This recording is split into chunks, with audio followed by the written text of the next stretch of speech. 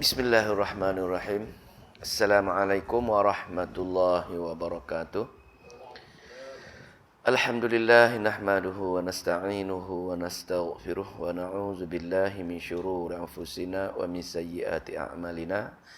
May yahdihillahu fala mudhillalah wa man yudlilhu fala hadiyalah. Wa nashhadu an la ilaha illallah wahdahu la syarikalah wa nashhadu anna Muhammadan abduhu wa rasuluh. Rabbi shrah li sadri wa yassir li amri wahlul 'uqdatam min lisani yafqahu qawli, amma ba'd. Alhamdulillah, syukur kehadirat Allah Subhanahu wa taala kerana masih lagi memberi peluang untuk kita bersama-sama dalam majlis ilmu. Insya-Allah suatu majlis untuk mentauhid Allah Subhanahu wa taala. Insya-Allah majlis seumpama ini akan mendapat pengampunan dan kerahmatan Allah, insya-Allah. Malam ini insya-Allah ayat yang ke-92 surah Al-Baqarah. Jumpa ayat 92. Kita baca, semoga Allah memberi taufik untuk kita memahami dan beramal dengan ayat-ayat Allah serta istiqamah dengan mempelajari ayat-ayat Allah Subhanahu wa taala, insya-Allah. A'udzu billahi minasy syaithanir rajim.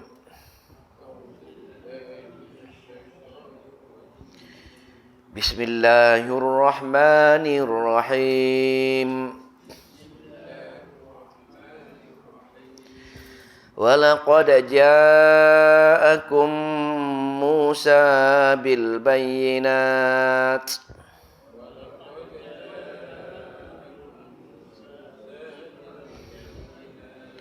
ثُمَّ اتَّخَذْتُمُ الْعِجْلَ مِنْ بَعْدِهِ وَأَنْتُمْ ظَالِمُونَ.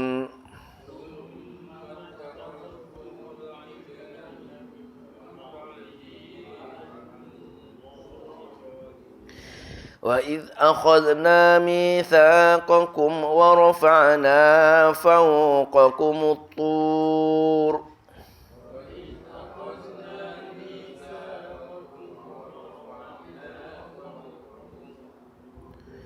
خُذُوا مَا آتَيْنَاكُمْ بِقُوَّةٍ وَاسْمَعُوا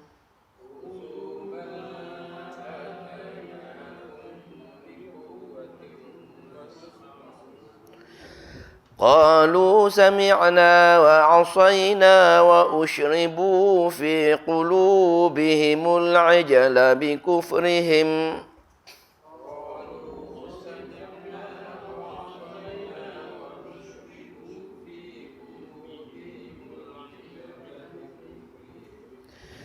قل بئس ما يأمركم به إيمانكم إن كنتم مؤمنين.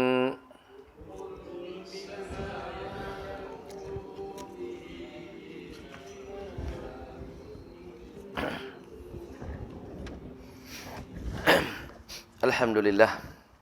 Itulah ayat 92 dan 93, iaitu sambungan daripada tajuk yang kita bahaskan minggu sebelum ini, iaitu masih lagi di bawah tajuk jenis-jenis kejahatan Yahudi. Kita kena ingat, maknanya bila tuan-tuan puan-puan yang dimuliakan Allah, semasa mendengar kita bertadabbur ayat-ayat Allah, kita kena pasang niat, jangan hanya sekadar dengar, sekadar halwa telinga saja. Pasal bila kita hanya niat, tidak ada niat untuk betul-betul memahami dan niat untuk menyebarkan ayat Allah serta beramal dengan ayat Allah, dia hanya sekadar ala kadar. Al-Quran akan menjadi mukjizat, akan menjadi ilmu kepada kita bila kita ada niat untuk betul-betul nak memahami dan niat untuk nak menyebarkan ayat-ayat Allah. Supaya ia tidak menjadi sekadar sia-sia, kita perlu ada sesuatu keinginan untuk betul-betul faham dan menyebarkan dia, barulah dia sampai ke tahap yang sebenar tujuan kita belajar ayat-ayat Allah Subhanahu Wa Taala. Dan kalau kita masih ingat lagi, kita membahaskan sekarang ini ialah jenis-jenis kejahatan Yahudi. Kejahatan macam mana? Kejahatan ulama-ulama Yahudi. Semasa di Madinah, Allah bongkarkan kejahatan tok nenek ulama-ulama Yahudi supaya jangan mengambil ilmu dengan golongan ini. Nak ambil ilmu dengan Nabi besar kita Nabi Muhammad sallallahu alaihi wasallam. Itu tujuan dia. Allah bongkarkan kejahatan kesombongan mereka. Jadi jenis-jenis yang dinukilkan setakat ini ada 5 dah kita dah belajar. 5 kejahatan Yahudi supaya kejahatan tersebut, kalau kejahatan ini ada pada ulama-ulama kita, tinggalkan dia. Jangan ambil ilmu dengan dia. Kalau ulama tersebut, guru tersebut sering membuat perkara-perkara khurafat, sering membuat perkara-perkara bid'ah, tinggalkan dia. Tidak boleh ambil ilmu dengan mereka. Cari ustaz-ustaz yang betul-betul mengajar, yang ada dalil bukti, yang ni betul-betul berpegang kepada Al-Quran dan Sunnah. Itu maksud dia. Maksud untuk ambil ibrah daripada yang Allah ceritakan surah Al-Baqarah ini. Kalau kita masih ingat, saya ingin bahas kembali balik, takut-takut kita susah nak cerita pada orang. Yang pertama ialah kejahatan tok nenek Yahudi ini. Iaitu tok nenek mereka ini, mereka kufur dengan nikmat. Berapa banyak nikmat yang Allah bagi dengan dia. Apa yang nikmat dia? Banyak sangat. Ada 9 ke 10 dalam Al-Quran. Nikmat di mana Allah turunkan makanan daripada syurga. Nikmat Allah selamatkan mereka daripada disembelih hidup-hidup oleh Fir'aun. Allah selamatkan mereka dibunuh oleh Fir'aun dengan memukul laut dan boleh cross laut. Dahaga air di tengah padang pasir bila mereka sesat. Allah bagi air daripada pancutan batu daripada mujizat Nabi Allah Musa bila dipukul batu. Maka keluar 13 saluran air. Banyak nikmat-nikmat. Tetapi nikmat yang sebegini banyak, wahai hamba yang Allah nak cerita, nikmat saya yang begini, kenapa kamu masih lagi tidak menumpukan ketaat 100% kepada Allah Subhanahu Wa Taala? Ibrah untuk kita. Adakah kita cek kita masing-masing lah. Apa nikmat-nikmat yang Allah bagi kita sekarang ini? Dengan nikmat keluarganya, dengan nikmat kesihatannya, dengan nikmat kita disukai oleh orangnya, berbagai-bagai nikmat. Tetapi adakah kita menumpukan ketaatan kepada Allah Subhanahu Wa Taala seperti mana kehendak Allah? Itu pertama, ayat ibrah dia. Yang kedua, apa dia? Jenis Yahudi yang kedua ialah Yahudi tok nenek mereka yang apa dia? Yang mengambil ringan dengan hukum-hukum Allah. Cuba mencari helah. Iaitu pindah hukum-hukum. Allah nukilkan cerita bagaimana hari Sabtu tak boleh bekerja. Tiba-tiba mereka pergi pindah hukum dengan bekerja pada petang Jumaat dan pagi Ahad. Tapi hasil hari Ahad tersebut pindah hukum. Maka Allah perintah mereka menjadi kera. Allah hukum mereka. Tengok, dia memindah hukum-hukum Allah. Cek kita lah. Ada kita juga terdiri pada memindah hukum-hukum Allah. Allah kata sekian-sekian dalam Al-Quran, dalam hadis, ada kita memenuhi tuntutan tersebut. Kalau kita pindah, kita telah mengikuti ciri-ciri tadi. Yang kedua, Allah nukilkan jenis Yahudi yang kedua ini, bahagian dua juga, iaitu, apa dia? Mereka banyak bertanya untuk menggagalkan syariat tersebut. Cerita dia, Allah perintahkan sembelih lembu. Maka mereka tanya lembu kalau apa, umur berapa, lembu bagaimana. Mereka menyusahkan. Pasal apa? Mereka nak tolak hukum tersebut. Mereka tak buat hukum tersebut. Banyak bertanya untuk menggagalkan syariat. Dan bahagian ketiga dalam jenis yang kedua tadi ialah mereka suka membuat fitnah. Cara mana? Mereka bunuh pak saudara dia yang banyak harta, ambil harta dia, buang mayat di kampung lain dan tuduh supaya bergaduh di antara masyarakat bergaduh tadi. Dua tujuan ya. Yang pertama, mereka nak dunia, sanggup buat apa saja. Yang kedua, mereka buat fitnah supaya orang lain bergaduh. Ini cara mereka memudahkan hukum. Dua jenis dah. Ingat dah dua jenis. Kita boleh cerita ke orang lain Pak ni. Pasal nak ceritakan. Nah.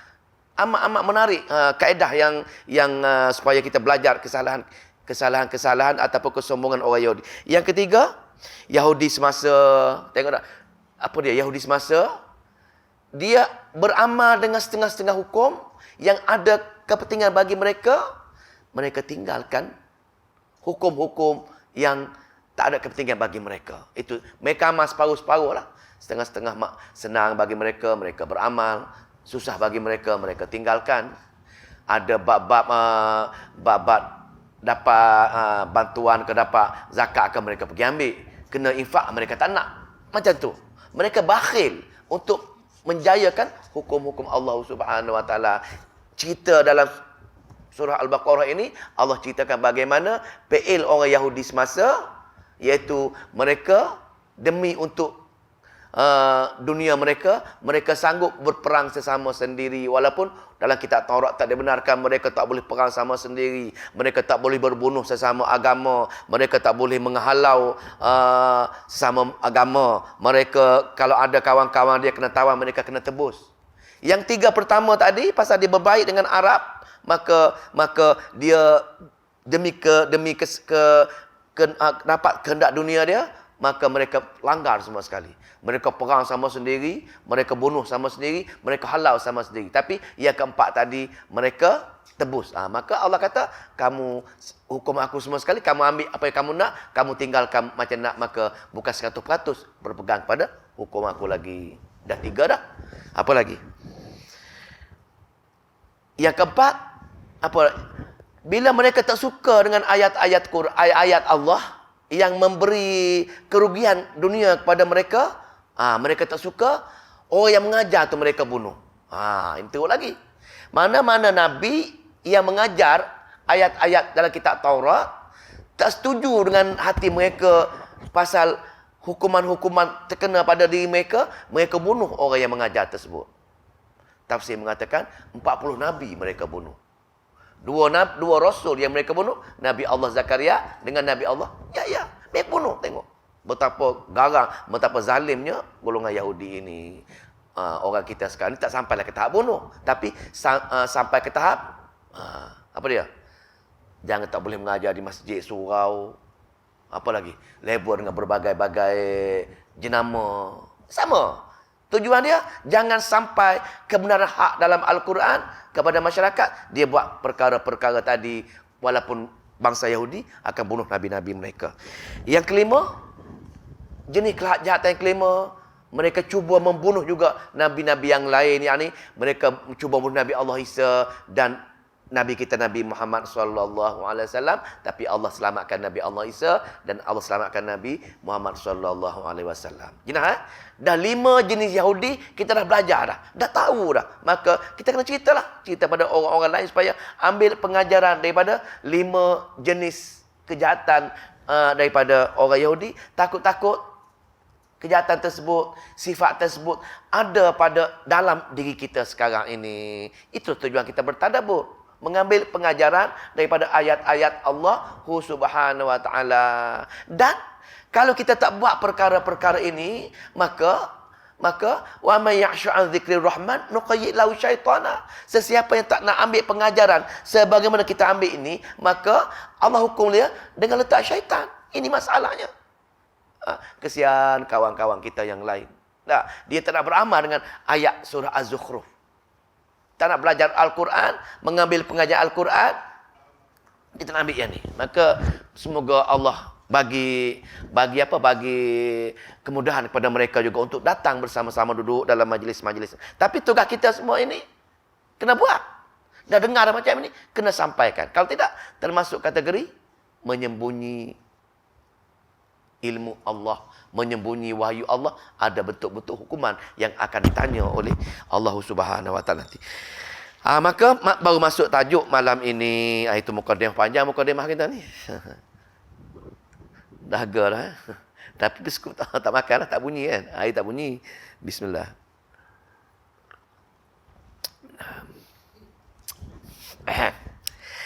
Okey, yang keenam. Nah, akhir ni jenis Yahudi yang terakhir, iaitu yang keenam yang kita baca ayat sekejap tadi.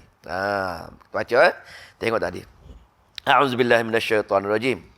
Kejahatan Yahudi yang keenam, walaqad ja'akum Musa bil bayyinat, maka sesungguhnya ja'akum, terdatang kepada kamu wahai orang Yahudi, Musa, Nabi Allah Musa. Wahai orang Yahudi, sekarang telah datang kepada kamu Nabi Allah Musa. Dia datang buat apa? Bil bayyinat, bawa bukti kitab Taurat. Datang dah. Ajar kamu dah. Tengok sekarang ni. Wahai orang Yahudi, dah datang dah sekarang ni Rasul kamu yang Nabi Allah Musa, dan dibawa apa? Bawa kitab Taurat. Adakah bawa nak suruh kita baca saja? Bukan. Bawa tersebut bil bayyinat, sebagai bukti untuk kita beramal dengan arahan-arahan Allah dalam kitab tersebut. Nak cerita di sininya, adakah kita menerima Al-Quran sama sebagaimana tersebut? Adakah kita terima Quran sekadar baca saja? Ini maksud dia. Maka kena cuba beramal, faham dan menyebarkan perkara-perkara ini. Maka apa jadi? Maka orang Yahudi yang diterima tadi, apa kata dia? Thumma kemudian orang Yahudi tadi, ittakhadtumul ijla min ba'dihi wa antum zalimun. Tapi orang Yahudi tadi enggan. Mulut dia terima, dalam hati dia tak berapa suka dengan kitab-kitab Taurat tadi. Pasal apa? Di sini summa kemudian mereka ittakhadtumul ijla. Mereka, dia ada takdir sini. Mereka ittakhadtum, mereka menjadikan ilah-ilah, pergantungan-pergantungan hati mereka, takdir dia al-ijla, anak lembu, anak sapi. Mereka di samping arahan Allah dalam kitab Taurat, mereka kurang yakin, mereka rasa kasih sayang kepada anak lembu lagi untuk menyelesaikan masalah mereka, untuk sempurnakan hajat mereka. Ini maksud. Kenapa ayat ni, konteks ayat ni. Mereka dah ada kitab Taurat dah. Dah baca kitab Taurat dah. Dah dengar dah arahan-arahan Allah. Tetapi dalam masa yang sama, mereka mencari ilah-ilah yang lain dalam bentuk anak lembu tadi. Anak lembu, mereka merasakan anak lembu ni ada keberkatan, ada masalah serabut dengan masalah, pergi jumpa dengan anak lembu, pegang anak lembu, wahai anak lembu, dia rasa ada keberkatan kat situ. Ini Yahudi yang kita perlu tengok ni. Ini kedegilan dia.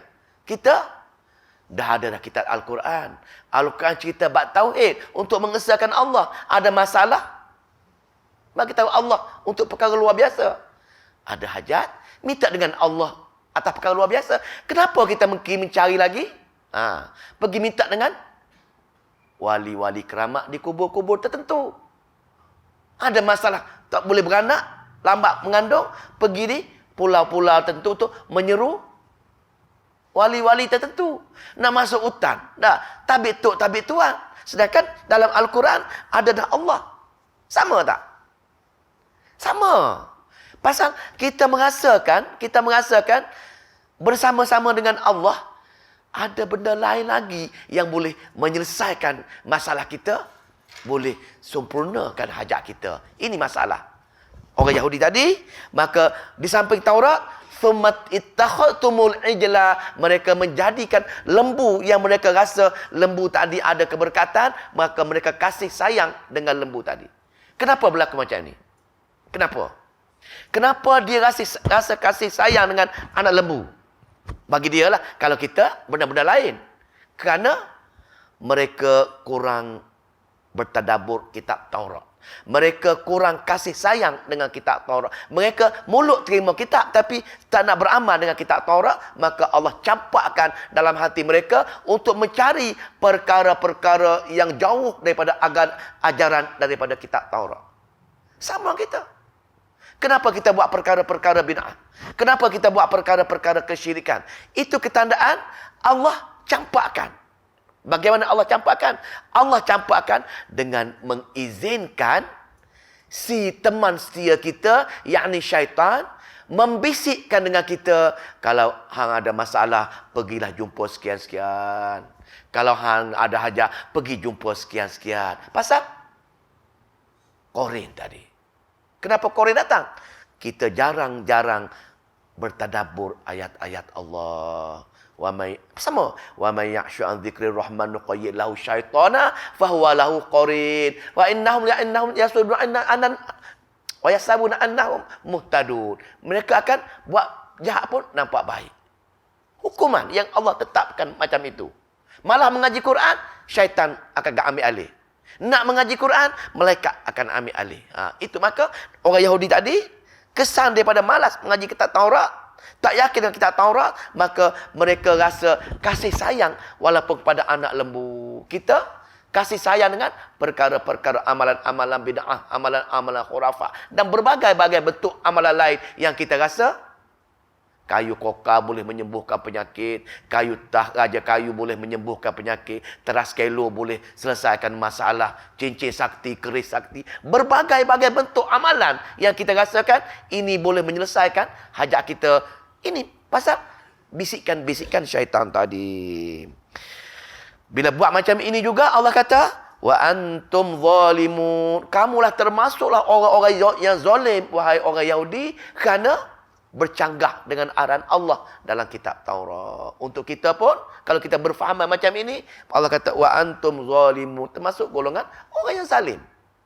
Zalim besar, syirik kepada Allah Subhanahu wa Ta'ala. Boleh? Jelas kan? Maka, dah nampak dah.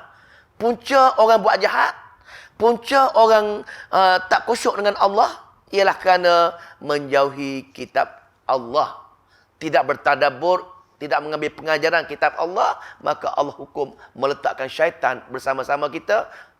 Fazayyanu lahum ma baini aidihim wa ma khalfahum. Mana syaitan akan menghiaskan kita supaya jangan buat baik dan buat jahat nampak baik. Fazayyanu, berbisik, berbagai-bagai kaedah. Syaitan akan datang jumpa kita. Itulah kesan daripada orang yang tidak menjadikan Al-Quran sebagai teman setia dia. Itu punca dia. Habis ayat yang ke-92. Maknanya, kejahatan jenis yang ketiga ialah mereka menolak yang hak, menerima yang batil. Ini dia punya jenis Yahudi yang ke-6 dia terakhir, ialah mereka bila mereka menolak, mempermainkan perkara-perkara hak yang ni kitab. Itu maksud dia. Maka bagaimana sombongnya orang Yahudi dengan kitab dia? Baca ayat 93. Bila dia bagi tolak berbagai kisah, kita baca berbagai kisah sebelum ini. Saya tak nak cerita panjang sangat, tak sempat habis. Kita baca 93. Wa iz akhadna mitsaqakum, dan ketika kami mengambil janji daripada kamu, wahai orang Yahudi, ketika kami menyerah kitab Taurat kepada kamu, kami mengambil perjanjian dengan kamu. Janjian apa? Wahai bangsa Yahudi, terimalah kitab Taurat ini, baca, faham, beramal dan sebarkan. Ini ya perjanjian dia. Kita pasal Islam jadian. Tak tahu Quran ini adalah cara hidup kita. Benda-benda kita perlu menjadikan kayu ukur Al-Quran. Tapi kita rasa Quran ini sekadar bulan Ramadan, bulan puasa, kita pergi baca 6 kali, 5 kali, bertadarus. Itu je. Kita tak menjadikan Al-Quran untuk ambil pengajaran dan berusaha untuk menyebarkan dia dan menjadi kayu ukur dalam kehidupan kita seharian. Ini puncanya. Punca asal dia. Maka kita tengok, nak ambil pengajaran pada bagaimana Allah bagi Taurat dengan orang Yahudi. Wa iz akhadna mitsaqakum, dan ketika kami mengambil janji daripada kamu wahai bangsa Yahudi, yakni dengan menyerahkan kitab Taurat, tapi kamu tolak, kamu tak nak mengambil pengajaran, kamu tak nak beramal, maka kami paksa kamu. Wa rafa'na, kami angkat fauqakum, di atas kepala kamu, kami angkat apa dia? At-Tura, gunung Tursina. Tengok ni. Bila kamu tak nak beramal dengan kitab Taurat, kamu tak nak memahami kitab Taurat, maka kami telah mengangkat dengan kuda kami gunung Tur untuk mengempat atas kepala kamu. Kita tak ada orang paksa macam tu untuk belajar bertadabbur Al-Quran. Tak ada. Betapa ringannya hukuman untuk kita ni. Setakat tu je.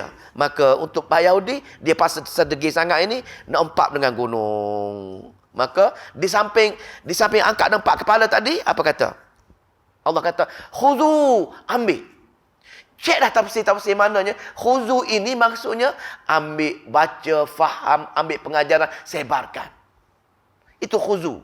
Maknanya pegang betul-betul, belajar betul-betul, faham betul-betul. Kita nak mari kelas 2 kali seminggu pun, kita lah, kawan kita, rasa berat. Berat, pasal berat. Pasal tak nak faham ayat khuzu ni. Ini masalah kita. Kita tak rasa Quran ini betul-betul yang Allah kata nak masuk syurga. Tengok Quran, baca Quran, faham Al-Quran. Kita pegang benda ni. Kita rasa amalan-amalan lain memadai dengan nak masuk syurga. Maka kemungkinan besar amalan-amalan kita buat bercanggah dengan kitab Allah. Maka tak dapat rahmat Allah. Ini punca dia. Maka Allah kata, khuzu, ambillah. Ma'atainakum. Kan beri kepada kamu kitab Taurat ini dengan biquwatin, dengan begitu kuat. Mana apa dia kuat ni? Kuat ini maksud dia, maksud kuat ini ialah nak sangat tahu, nak sangat beramal, nak sangat menyebar ayat Quran. Itu kuat. Kalau kita terima macam itu ala kadar je, pagi-pagi baca, tak nak ambil niat nak buat, nak amal, nak tabligh ini, maksudnya kita tidak biquwah, tidak begitu-begitu jitu, tak begitu kuat. Ini kesannya hati kita tak khusyuk. Hati kita tak rasa kemanisan dalam iman. Hati kita tak rasa manis untuk kita beramal. Kerana tak betul dah baca Quran untuk biquwah tadi. Sebagaimana arahan Allah kepada orang Yahudi, biquwah. Lepas biquwah, wasma'u. Wasma'u ini maksud apa? Wasma'u ni, dengar. Bukan dengar halwa telinga. Dengar ini buka telinga, buka hati. Itu maksud dengar. Dengar ini bukan sekadar dengar balik habis. Tak boleh. Tak tercapai matlamat. Tuan tak percaya? Tuan tengok surah Qaf. Surah Qaf ayat 37. Saya nak buat ni pasal kita tafsir Quran ayat demi ayat. Pasal tak nak buat ni pasal sibuk nak tahu supaya tuan betul-betul yakin wasma'u ini. Surah Qaf surah berapa? Surah Qaf ayat 37.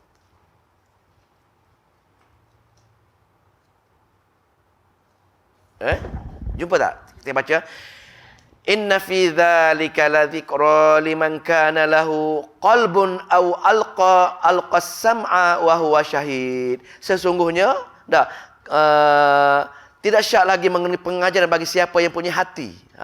Sesiapa yang mempunyai hati, yakni hati dia sedar masa membaca Al-Quran, atau yang menggunakan pendengarnya dengan bersungguh-sungguh kepada pengajaran kitab Al-Quran itu, dengan menumpukan hati dan fikirannya kepada Al-Quran itu, barulah Al-Quran akan masuk dalam hati kita. Barulah kita rasa kasih, sayang, rasa bersalah, rasa berdosa bila setiap hari kita tak baca Al-Quran, baca sambil bertadabbur Al-Quran, baca sambil memahami Al-Quran. Kalau tidak, tak masuk. Biquwatin, dengan wasma'u ini betul-betul kena pegang. Betul-betul kena nak dengan dia, nak bagi tahu orang, dah pasang telinga, buka hati nak dengar, barulah memenuhi syarat untuk mengaji Al-Quran, bertadabbur Al-Quran. Kalau tidak, ala kadar. Bila ala kadar, Allah dengan kita pun ala kadar juga. Sedangkan dalam Al-Quran, bila kita berpindah ke alam akhirat, inilah yang Allah akan tanya berulang kali. Dan surah Al-Mulk yang kita baca setiap malam tu. Takadu tamayyazu minal ghaid kullama ulqiya fiha faujun sa'alahum khazanatuha wa qalam khazanatuha alam ya'tikum nazir. Tak ada kata dunia dulu orang ajar ayat-ayat aku untuk kamu faham. Ada, kami je buat sambil lewa. Kami je pasang telinga je tak dengar pun, kami duk koyam benda lain pun. Kami duk koyam TV sekarang ada main bola lah, balik ni makan nasi lemak dengan kambing lah. Itu. Sedangkan, kena faham tadi. Dan dia menitik. Allahumma kata kerana neraka. Wa qalu law kunna nasma'u aw naqilu ma kunna ashabis sa'ir. Wahai Allah, katalah kalau atas dunia dahulu, kami mendengar. Kami dengar betul-betul telinga kami, hati kami faham betul-betul apa kata Allah. Au naqilu, kami fikirkan apa kata Allah. Nescaya kami tak dibakar dengan api neraka yang membakar kami pada hari ini. Tengok. Rintihan, jeritan, menangis, seesanya kekal selama-lama dalam neraka Jahanam kerana Punca satu je. Puncanya tak nak memahami ayat-ayat Allah. Yang kita rasa, tak apa. Tak apa ni sekarang. Pasal kita belum pergi ke alam akhirat. Kita sanggup menanggung risiko. Nak mati, kita tak payah apa jadi-jadilah. Kita rasa macam itu. Sedangkan dalam ayat Al-Quran berulang kali cerita bab ni, tapi hati kita tak masuk. Hati kita tak rasa nak belajar, memahami dan sebarkan ayat Al-Quran pada orang lain. Tak ada kesungguhan. Itu maksudnya. Maka wasma'u, tengok kata orang Yahudi bila angkat gunung nampak tadi, maka dia takut. Dia takut pasal kalau Allah empapkan, mati habislah. Maka qalu, mereka berkata sami'na, kami dengar dah. Mulut kata kami dengar dah, kami nak belajar dah, mulut. Tapi dalam hati dia, wa asoina, kami tak nak dalam hati dia. Kami derhaka. Wa asoina, kami tak nak belajar juga. Tapi mulut nak belajar. Itu masalah. Hati nak belajar juga. Maka wa asyribu fi qulub, maka dalam hati mereka, bila dia rasa malas, ada keinginan malas nak mengaji kitab dia. Macam kita, apa ibrah kita? Kita rasa malas nak mengaji kitab Al-Quran kita. Maka ketika itu Allah kata, wa asyribu fi qulubihim, wa asyribu, dirasakan, diminum kan? Dipuaskan kita ini dengan Allah masuk hati kita itu rasa kasih sayang, al-ijla, dengan anak lembu tadi. Untuk dia lah. Dengan sebab dia tak mengaji Taurat tadi, hati dia Allah masukkan rasa kasih sayang dengan nak sembah, nak minta tolong, berkat dengan anak lembu tadi. Dah. Maknanya pengajian untuk kita, malas saja bertadabur mengambil pengajian Al-Quran, maka syaitan akan datang. Pasal Allah hukum dengan letak syaitan. Syaitan akan bisikkan, buat perkara-perkara yang bercanggah dengan arahan Allah. Itu puncanya.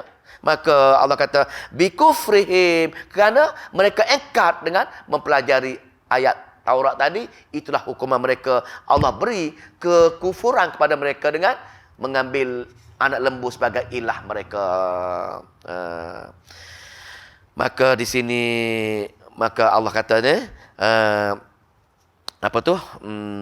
Ayat yang tu, Qul bi sama amak buruk imam kamu ini. Amak buruk imam kamu. Kitab aku pun kamu tak nak baca. Amak buruk sekali. Qul bi sama ya'murukum bihi imanukum in kuntum mu'minin. Sebenarnya maknanya tu amat buruk sekali untuk kamu semua. Pasal keimanan kamu itu pasal sekadar tidak nak memberi tumpuan pada kitab-kitab kami sebenarnya.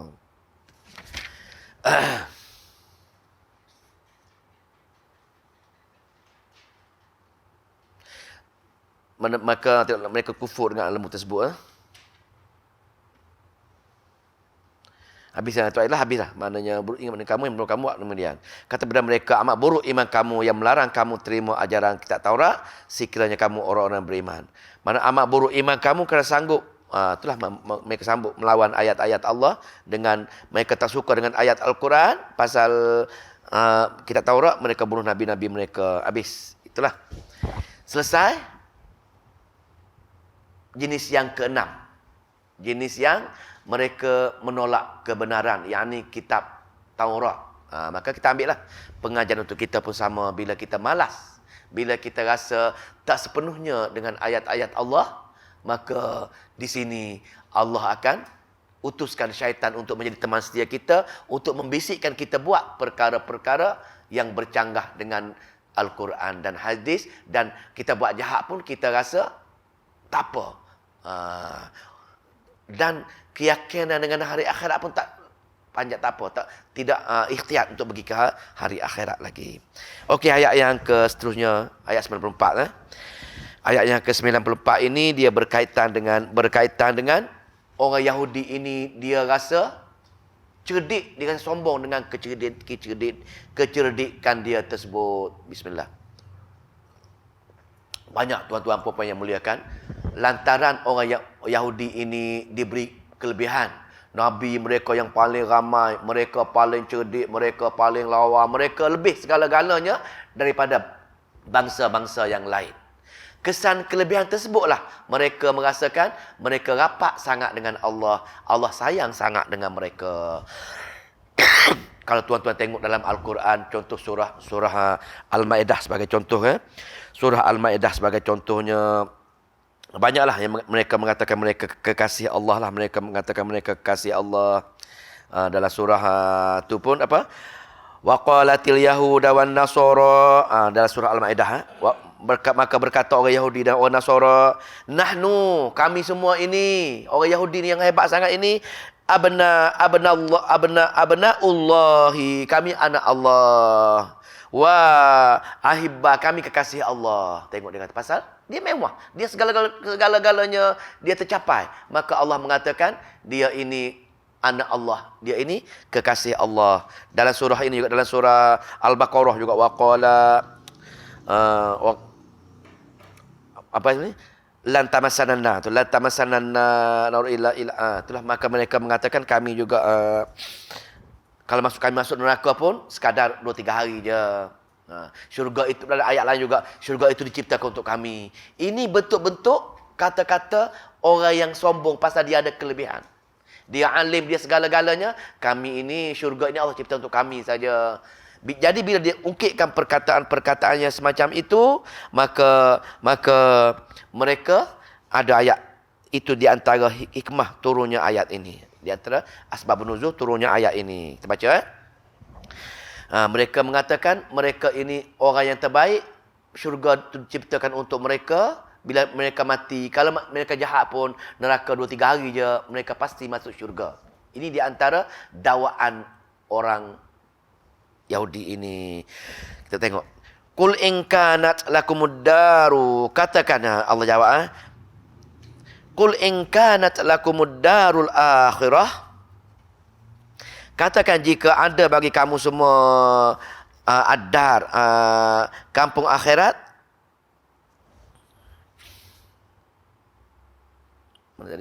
Qul in kanat lakumud darul akhirah, tak nampak dah. Qul in kanat lakumud darul akhirah indallahi khalisatan min dunin nas. Katakanlah sekiranya milik kamu negeri akhirat di sisi Allah, yakni kamu dapat syurga nanti di hari akhirat untuk kamu saja, bukan saja untuk orang lain, maka fatamannaul mauta, maka minta daripada Allah untuk cepat mati, in kuntum shadiqin, kalau kamu orang yang benar. Tengok. Boleh faham tak maksud dia kalau baca terjemahan macam tu? Mereka mengatakan, mereka mendakwa akhirat itu negeri kami, kalau aku masuk neraka pun, lepas tu kami masuk syurga. Kami ini anak Allah, kami ini kekasih Allah, pasti kami masuk syurga. Syurga itu diciptakan untuk bangsa kami. Ini dakwaan dia kepada Nabi besar kita, pada orang Islam ketika itu. Pasal dia orang hebat, dia guru-guru. Bila guru, kami orang alim dah, kalau kami mati, kami syurga. Kamu apalah kamu ini, membaca pun tak pandai, wahai pengikut Muhammad. Ini dakwaan mereka. Maka Allah jawab, kalau kamu rasa akhirat itu negeri kamu, kamu akan masuk syurga. Kalau kamu syurga, fatamannaul mauta, ud'ul mauta, maknanya cuba doa dengan Allah untuk mati. Ini dua tafsir. Tafsir pertama. Tafsir yang kedua, dipanggil mubahalah, sumpah laknat, menegakkan tauhid. Dua grup, satu Islam, satu Yahudi, pergi atas masjid. Kalau kamu benar, kita bersumpah. Kalau aku benar, kamu mati. Kalau kamu benar, aku mati. Itu ayat pandangan yang kedua. Maka itu maksudnya fatamannaul mauta. Ini yang lebih rojih lah. Maknanya kalau ikut tafsir Ibnu Abbas, dia mengatakan macam itu. Ini mubahalah. Maknanya bila pergi masjid, maknanya sumpah laknat. Nak mengatakan kita di pihak yang benar.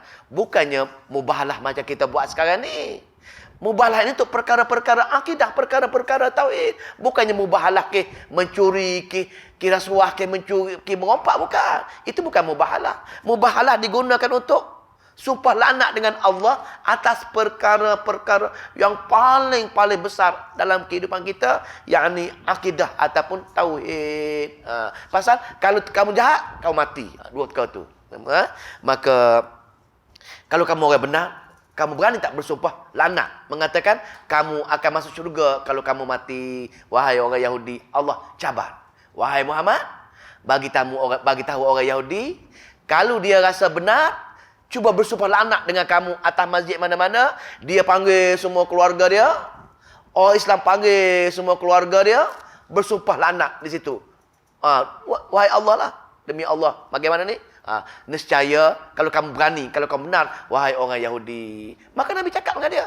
Mereka takut. Tak pernah sama sekali orang Yahudi ini berani sumpah laknat mengatakan kebenaran ini. Itu maksudnya. Cabar dia. Maka pasal apa? Pasal bila dia tahu dia salah. Bila dia salah, bila disumpah laknat, dia akan mati. Nampak tak? Apa jadi bila dia mati? Bila dia mati, pasal orang Yahudi ni, dia ada kitab. Dalam Taurat itu ada, dunia ini hanya cobaan. Nak belajar kitab Taurat, nak ikut kitab Taurat, tak ikut kitab Taurat, kamu akan dihumbankan ke dalam neraka Jahanam. Jadi, orang Yahudi takut. Sebab tu dia takut mati.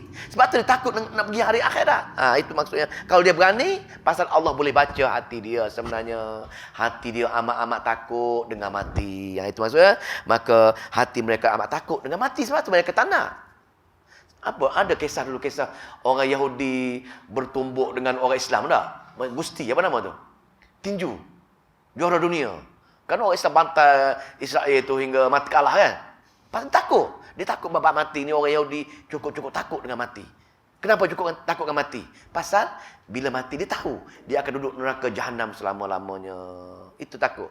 Maka dia seronok hidup di dunia. Jadi kalau kita juga takut mati, kalau kita juga suka dengan dunia secara berlebihan, itu ketandaan. Apa dia? Ketandaan kita takut lagi nak pergi ke alam akhirat. Tak cukup lagi amalan kita. Masih tak yakin dengan Allah Subhanahu Wa Taala lagi. Ya? Masih jauh lagi dengan bertadabbur ayat-ayat Allah Subhanahu Wa Taala. Tengok apa Allah jawab. Allah jawab ayat 95. Sikit lagi. 95. Walan yatamannauhu abada, dan tidak mereka mengharapkan selama-lamanya sebenarnya kan. Walan yatamannauhu abadan bima qaddamat aydihim. Dan sekali-kali mereka tidak akan minta mati selama-lamanya. Wala yatamannauhu abada. Mereka tak akan minta nak mati, mereka takut mati. Pasal apa? Bima qaddamat aydihim. Pasal mereka tahu apa ikhtiar untuk amalan-amalan mereka. Sebab tu kita bertakut mati. Pasal kita tahu berapa banyak amalan-amalan kita. Dulu perangai tu, ini perangai ni, amalan pun jarang-jarang lagi. Betul takut mati. Tapi kalau kita macam sahabat, tak takut mati. Sahabat berebut-rebut nak pergi perang untuk mati. Pasal apa? Pasal mereka yakin dengan hari akhirat. Itu ketandaan dia. Maka di sini Allah kata, orang Yahudi ini mereka akan takut dengan mati selama-lamanya. Pasal mereka tahu banyak sangat dosa-dosa yang mereka lakukan.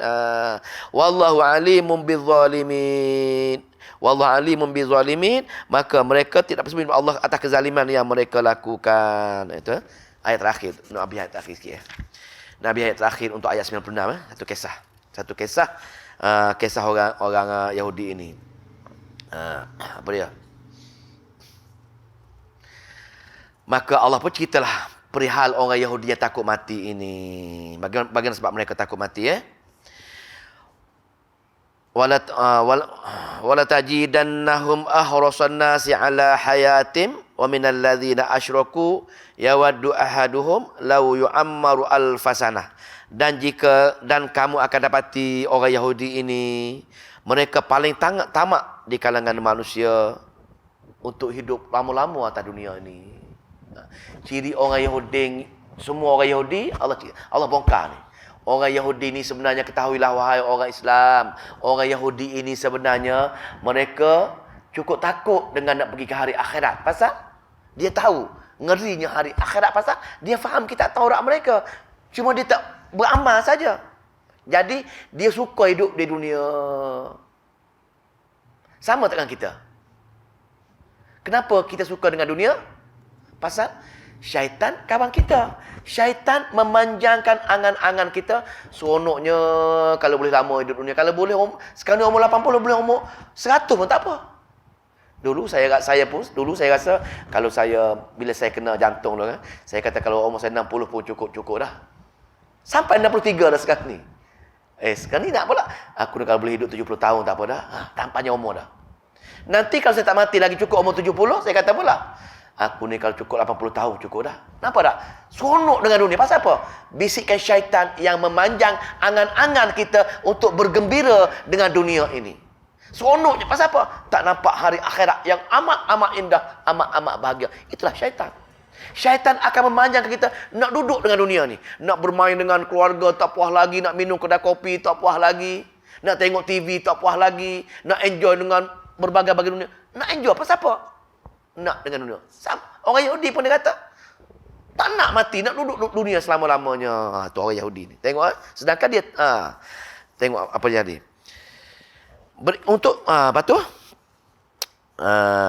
Alannas hayatim wa minal lazina asyraku. Bahkan mereka lebih suka hidup lama dunia lebih lagi daripada orang Arab jahiliah ni. Kenapa Allah buat perbandingan dengan orang Arab jahiliah? Pasal orang Arab jahiliah ini dia pun tak nak pergi mati. Pasal dia tahu mati hangus. Mati tak ada apa-apa dah. Pasal apa? Pasal dia tak ada kitab. Dia tak ada kitab yang kata, wahai orang Arab jahiliah, lepas kamu mati, kamu akan jumpa Allah. Allah hukum kamu syurga neraka. Dia tak ada. Dia kata kalau kita mati, kalau kita jahat, kita akan jadi ruh orang jahat. Orang buruk. Macam burung gagak ke, macam beruang ke. Tapi kalau kita baik atas dunia, kita akan jadi burung merak ke, binatang-binatang cantik, bunga-bunga. Itu fahaman dia. Pasal dia tak ada kitab.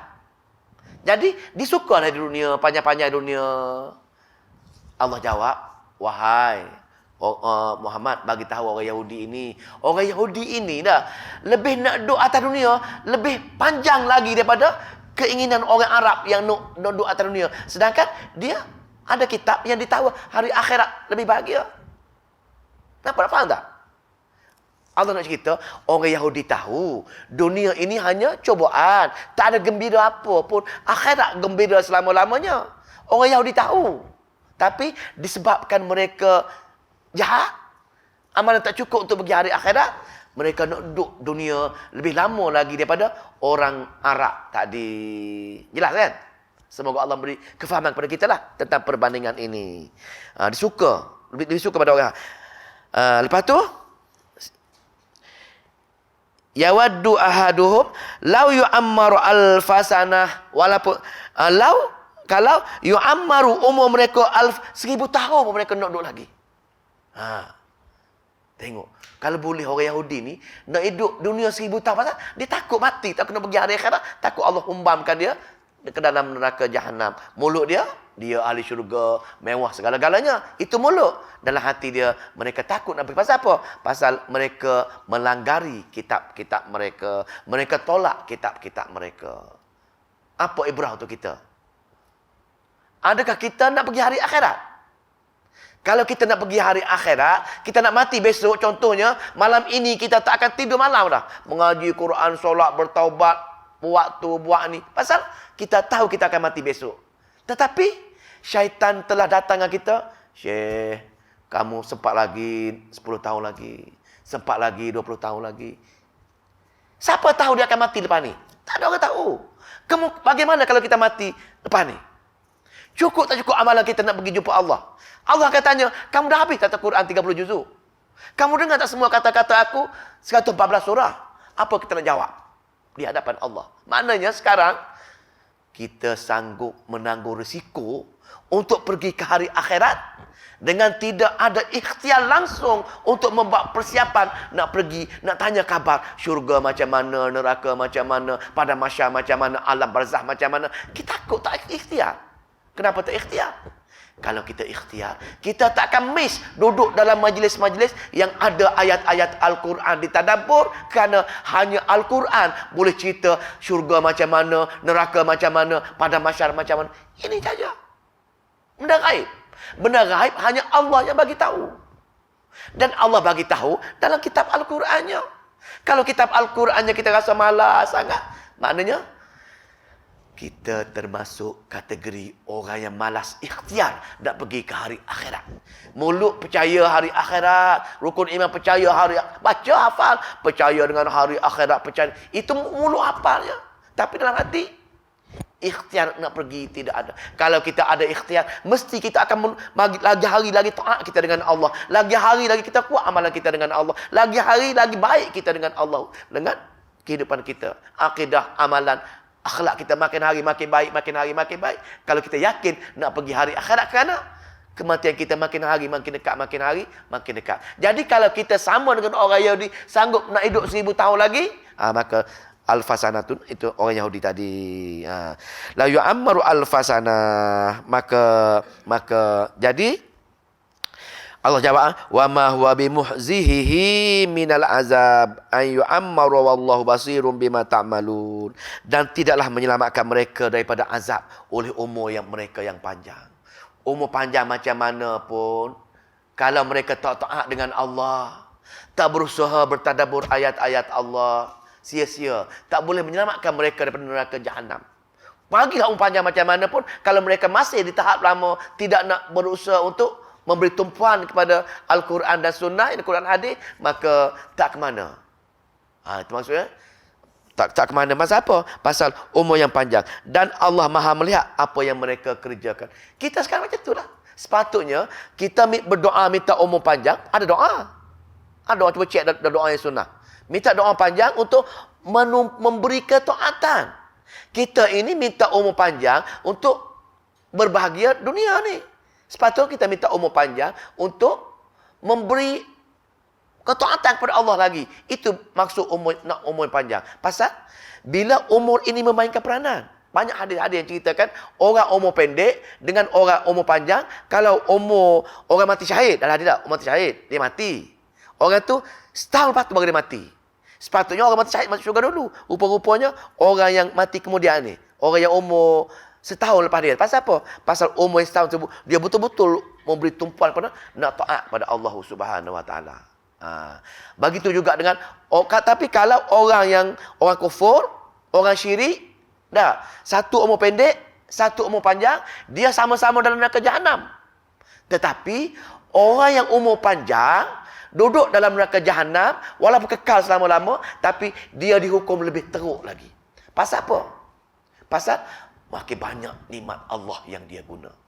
Kita umur lebih 10 tahun pada kawan kita.